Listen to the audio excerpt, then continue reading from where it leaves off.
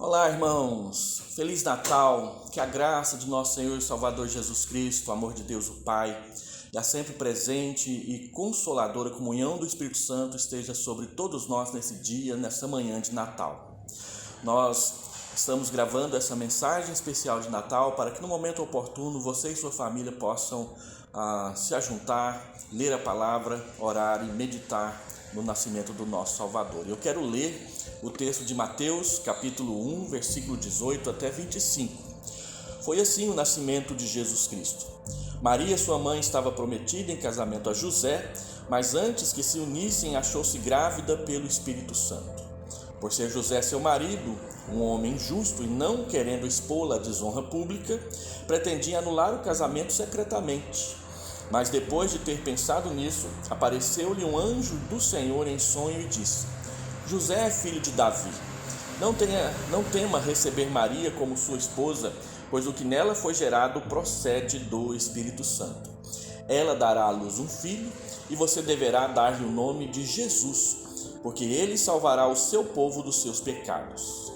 Tudo isso aconteceu para que se cumprisse o que o Senhor dissera pelo profeta: a virgem ficará grávida e dará à luz um filho e lhe chamarão Emanuel, que significa Deus conosco. Ao acordar, José fez o que o anjo do Senhor lhe tinha ordenado e recebeu Maria como sua esposa, mas não teve relações com ela, enquanto ela não deu à luz um filho, e ele lhe pôs o nome de Jesus. Nessa manhã de Natal é importante que você saiba que existem pelo menos 3 notícias a respeito do Natal que nós precisamos tomar conhecimento e que a palavra de Deus chama isso de Evangelho, que quer dizer boa nova, boa notícia. Essas notícias a respeito do Evangelho você não ouvirá no Jornal Nacional. Não haverá uma reportagem especial sobre ela no Globo Repórter em momento algum. E nem tampouco a TV Record, que a gente achava que deveria ter algo a respeito, também não fará dessa forma. A Band News sequer fará ou faria menção sobre elas. Você não a lerá no jornal O Popular, nada a respeito disso, e menos ainda a revista Veja fará uma reportagem de capa ou sequer uma menção sobre o Natal do jeito que a Bíblia ensina em algum lugar que você possa esperar. O único lugar onde você pode ouvir é na igreja, é entre o povo de Deus. As únicas pessoas que podem noticiar essa boa notícia são aquelas pessoas que conhecem Jesus. Pelo texto que nós lemos, você observou que José ficou sabendo que Maria estava grávida. Essa notícia mexeu com ele. Deus se revela a ele e lhe diz como deve entender o que estava acontecendo e não temer recebê-la por esposa. Então, quais são essas 3 notícias que você não ouvirá no Jornal Nacional? A primeira delas é que o nascimento de Cristo é um milagre realizado pelo Espírito Santo, versículo 18 até o versículo 20. O texto diz que uma virgem ficará grávida pelo Espírito Santo. E o texto diz que Jesus Cristo foi gerado pelo Espírito e não por meio de uma coabitação humana. O nascimento de Jesus é um milagre divino para a humanidade. Nascendo de uma virgem, de modo sobrenatural, ele estaria livre das imperfeições e dos pecados humanos. E por isso, embora fosse e seja um homem perfeito, ele não tinha pecado e por isso ele pode socorrer os pecadores como nós. A Bíblia diz que Deus alertou a José em um sonho a respeito de não abandonar a sua esposa, mas recebê-la normalmente para constituir com ela uma família, e o Senhor Jesus seria criado por eles.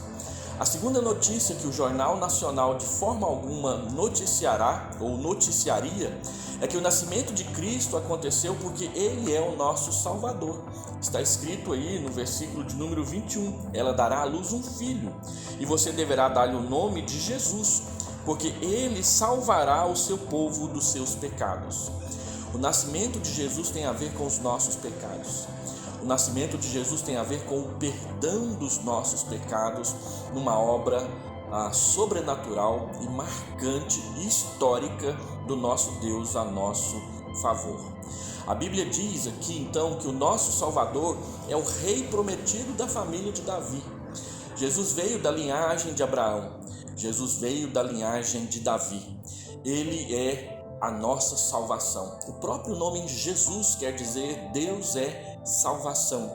De modo que a história de Jesus não tem nada a ver com o que nós vemos hoje na televisão e nos jornais e nas revistas especializadas sobre o Natal. Não é uma fábula, não é uma engenhoca humana para poder vender presentes dizendo que a paz universal é que é a motivação. Não, a motivação do Natal é o nascimento do Salvador, aquele que nos dá o maior presente, que é o perdão dos nossos pecados. Assim, o texto diz que ele se chamará Jesus, Emanuel, Deus conosco, dando a razão clara, objetiva e específica para isso, porque ele salvará o seu povo dos pecados deles. Isso mostra que a salvação vem de Deus, não é algo que nós conquistamos pelos nossos próprios esforços. Isso mostra que a salvação é aplicada ao seu povo, aqueles que Deus escolheu para salvar. Isso mostra que a salvação ela é moral e ela é espiritual. É moral porque tem a ver com o nosso comportamento moral, com os nossos pecados. E ela é espiritual porque ela muda as nossas vidas.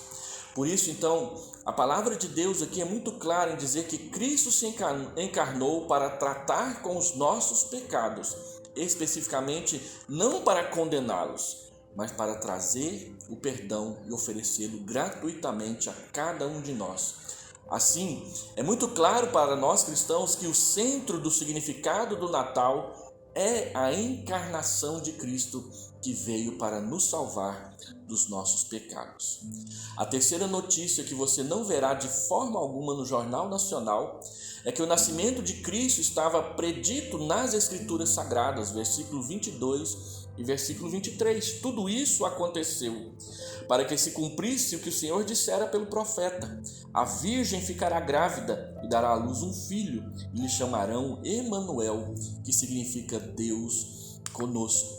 Tudo isso aconteceu para que se cumprisse as Escrituras.